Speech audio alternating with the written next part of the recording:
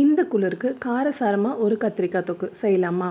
இது ரசம், தயிர், சாதம் எல்லாத்துக்குமே ரொம்ப டேஸ்ட்டாக இருக்கும். கண்டிப்பாக ட்ரை பண்ணி பாருங்கள். அதுக்கு ஒரு மிக்ஸி ஜாரில் 2 தக்காளி, கொஞ்சமாக தேங்காய் துருவல், கொஞ்சமாக ஜீரகம், கொஞ்சமாக சோம்பு எல்லாத்தையும் ஃபைன் பேஸ்ட்டாக அரைச்சி தனியாக எடுத்து வச்சுக்கோங்க.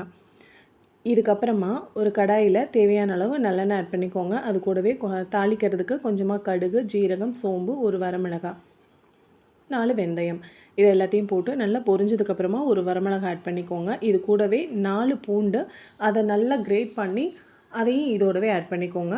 பச்சை வாசம் போனதுக்கப்புறமா அந்த பூண்டோட ஸ்மெல் வரும். அந்த டைமில் 2 பெரிய வெங்காயம் ஃபைனாக சாப் பண்ணி வச்சுருக்கிறத இது கூட ஆட் பண்ணிக்கோங்க. நீங்கள் சின்ன வெங்காயம் ஆட் பண்ணிங்கன்னா இன்னுமே டேஸ்ட் நல்லா என்ஹான்ஸ் பண்ணி கொடுக்கும்.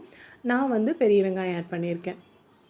இதை நல்லா வதக்கிட்டு தேவையான அளவு உப்பு, கருவேப்பிலை, பெருங்காயத்தூள் இதெல்லாம் ஆட் பண்ணி நல்லா வதக்கிக்கோங்க. இதுக்கப்புறமா கத்திரிக்காய் நான் கட் பண்ணி வச்சுருக்க மாதிரி கட் பண்ணி அதையும் இதோடவே சேர்த்து நல்லா வதக்கிக்கோங்க. கத்திரிக்காய் வந்து தின் ஸ்லைசஸாக கட் பண்ணுங்கள், ரொம்ப தடிமனாக வேண்டாம்.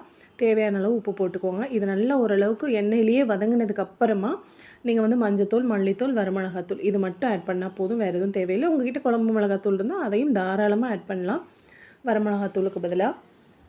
இது எல்லாமே சேர்த்து நல்லா வதக்கினதுக்கப்புறமா கொஞ்சமாக தண்ணி ஊற்றிக்கோங்க. இது நல்லா குக் ஆகட்டும்.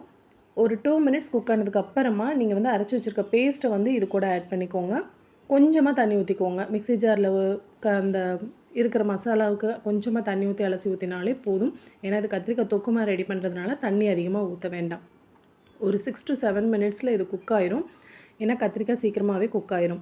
நல்லா சுருண்டு இந்த ஸ்டேஜ் வந்ததுக்கப்புறமா உப்பு செக் பண்ணிவிட்டு மல்லித்தலை தூவி ஆஃப் பண்ணிடுங்க.